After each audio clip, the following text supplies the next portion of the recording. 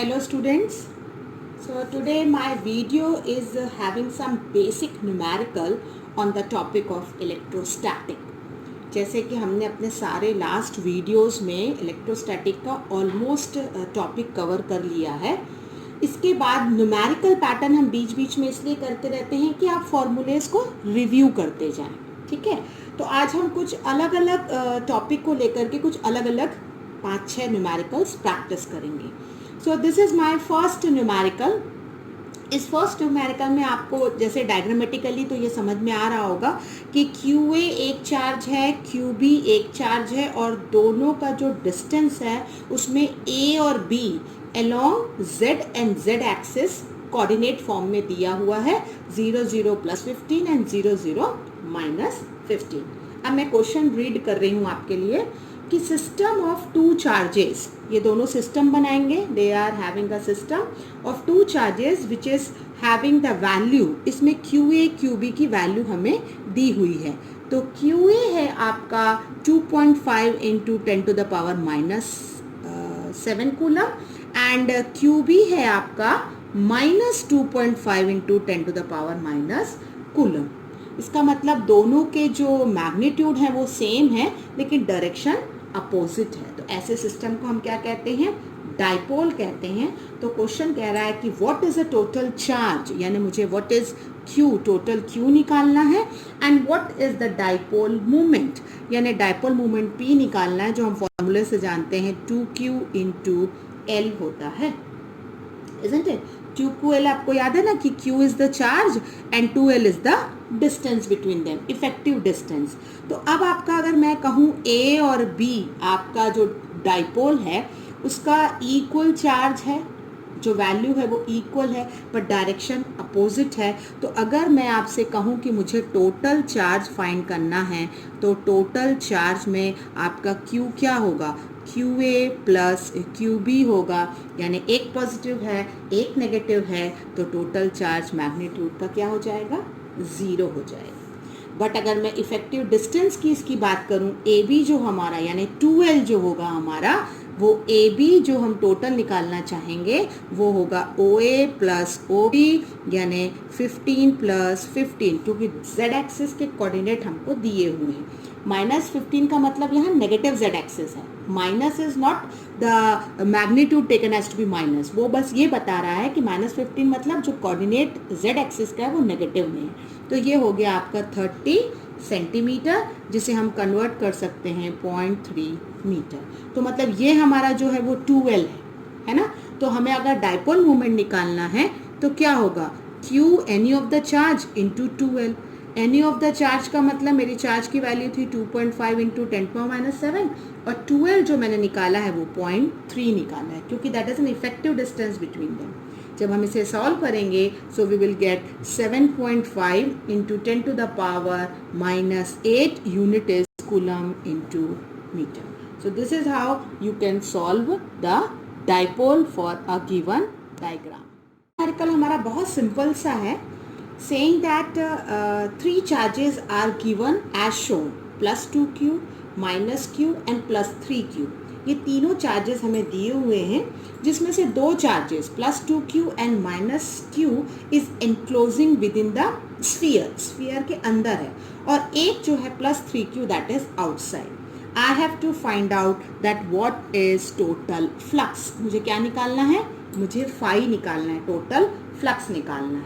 तो पहले मैं नेट चार्ज निकालूंगी, और आपको पता होना चाहिए जो हमारी गॉस की थ्योरम थी वो किस पे लगती थी? क्लोज सरफेस पे लगती थी.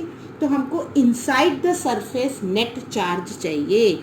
सो I will calculate net charge which is inside the surface. ठीक है, net charge inside the surface अगर मैं देखूं तो दैट मीन्स +2Q है एक, दूसरा -Q है. तो प्लस माइनस माइनस हो जाएगा, आंसर हो जाएगा Q. और अगर मैं फाई निकालना चाहूँ तो फाई का एक ही फॉर्मूला हम जानते हैं, that is total charge by epsilon not, यानी हमारा आंसर हो जाएगा phi is equal to Q by epsilon not. बहुत ही सिंपल सा क्वेश्चन है, बट कंफ्यूजिंग हो जाता है, बच्चे इसमें 3 + 3Q को भी कंसिडर करते हैं. ठीक है, अब अगर हम अपना नेक्स्ट क्वेश्चन देखें हमारा जो नेक्स्ट क्वेश्चन है वो कह रहा है कि आपके पास दो प्लेन्स हैं। देखिए, ये पहला प्लेन है मेरा जिसमें E और DS जो है वो XYZ से YZ प्लेन पर रखा हुआ है। Very important is that this uniform electric field जो प्लेन है वो YZ प्लेन पर है। ये हमारा Y है और ये हमारा Z है, ये Z प्लेन है, करेक्ट। और लाइन्स ऑफ फोर्स पैरेलल जा रही है, ठीक। अब हमें निकालना है कि एक स्क्वायर है जिसका 10 सेंटीमीटर है।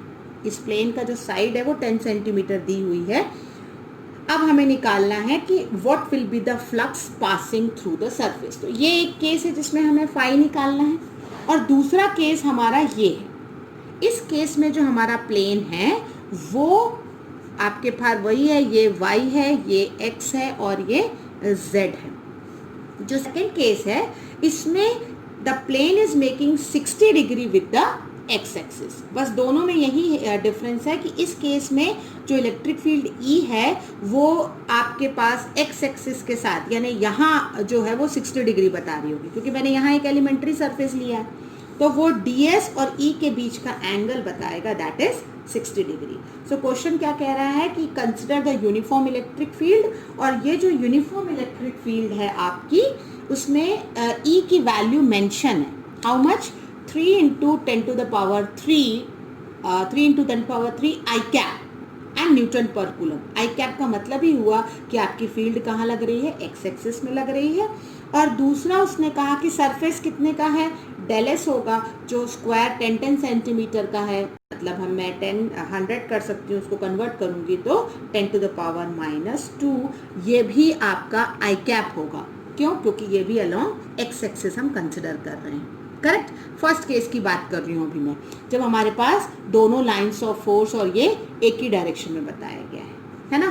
तो हम कॉमन फॉर्मूला जानते हैं, what is phi equal to E dot ds। तो अगर मैं फाई की वैल्यू पुटअप करूँ कि E is 3 into the power 3 I cap into 10 to the power -2 I cap, तो I cap I dot I 1 होता है आपका, क्योंकि ये डॉट प्रोडक्ट है E डॉट ds, है ना। तो ये आपका मल्टीप्लाई करने के बाद आ जाएगा 30 न्यूटन मीटर स्क्वायर पर कूलम, है ना। अगर मैं E डॉट ds बोल रही थी लाइंस ऑफ फोर्स, अगर मैं आई कैप नहीं भी लेती हूँ तो भी मैं ये कहूँगी कि लाइंस ऑफ फोर्स कैसी है, पैरेलल है।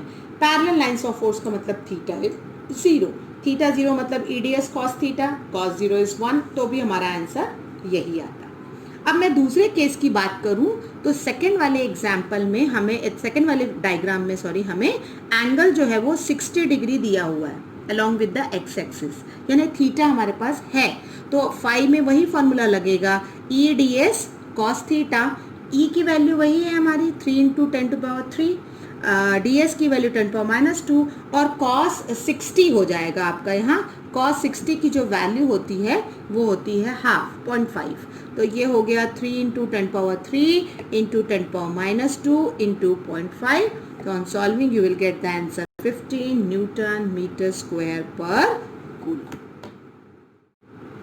The next question is saying that कि test charge Q is moved without acceleration from A to C। हमारे पास एक टेस्ट चार्ज है जो यूनिफॉर्म इलेक्ट्रिक फील्ड में मूव कर रहा है, लेकिन उसने पाथ डायरेक्शन लिया है कि वो A से B जा रहा है, फिर B से C जा रहा है, और कोऑर्डिनेट्स मेंशन है 50, 13 and 10। This was given in the question. I would like to find out only कि what will be the path when it will cover, means what will be the potential difference, PD I have to calculate between A and C।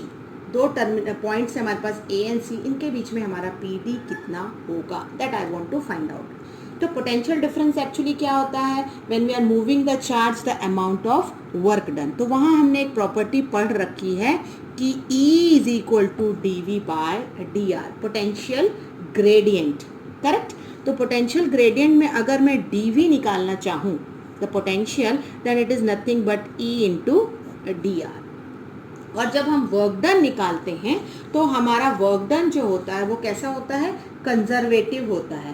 Conservative का मतलब वो सिर्फ किस पे depend करता है, initial and final point पर depend करता है, वो कैसा पाथ ऑप्ट कर रहा है उससे हमें मतलब नहीं है। तो अगर मैं कहूँ कि AC के बीच की दूरी dr है ना, तो अगर मैं इसे मेंशन करूं तो क्या होगा आपका, अगर AC तो ये लॉन्ग x एक्सिस ही है, करेक्ट, वो कहीं से भी आए तो आपका जो dr निकलेगा वो क्या निकलेगा, it will be 5 minus 1, initial position का डिफरेंस ही निकलेगा ना। तो आपने निकाला है dr that is final minus initial यानी 4, और इलेक्ट्रिक फील्ड जो हमें क्वेश्चन में मेंशन की गई है वो E ही है। Okay, it is given as E only. So now what is potential difference between A and C? It is nothing but E जो हमारा E है और dr 4, यानी potential difference आपको मिला है 4E. Very simple question but little way a twisted type. Our next question is कि two identical metallic plates were given A and B and outer plate is earth, ठीक है, and they are at a separation of 1 centimetre. आपस में दोनों की दूरी कितनी दी हुई है, 1 सेंटीमीटर, यानी यहीं से हमें गिवन मिल गया कि स्मॉल d जो है वो 1 सेंटीमीटर है यानी 0.01 मीटर है, करेक्ट। एक मेटलिक प्लेट A है, एक मेटलिक प्लेट B है, और डायग्राम में दिया है +10 वोल्ट, यानी इन दोनों के बीच का जो PD है वो भी 10 वोल्ट का है। अब हमें निकालना क्या है, surface A is given positive potential of 10 volt, वो हमने क्वेश्चन में पता कर लिया, B इज अर्थ, वो भी ठीक है। What is the magnitude and direction of uniform electric field between Y and Z, इन दोनों के बीच की हमें क्या निकालना है, दूरी जो D है, इन दोनों के बीच की यूनिफॉर्म इलेक्ट्रिक फील्ड क्या है, ठीक है। And then I have to find out work done in moving the charge, और चार्ज कहाँ से कहाँ मूव कर रहा है, from X to Y, this I have to find out, जो कि 20 सेंटीमीटर पर रखा हुआ है।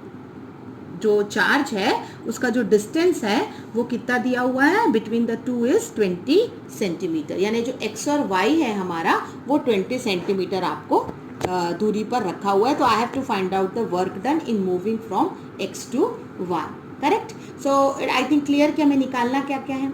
अब देखिए, जब V है और D है और आपको इन दोनों के एक ही रिलेशन पता है, that is E is equal to V by D, this is very important formula, potential gradient, और दोनों ही चीज़ें हमें पता है।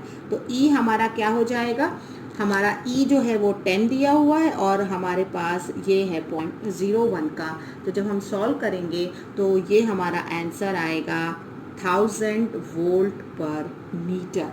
सो this is the electric field develop.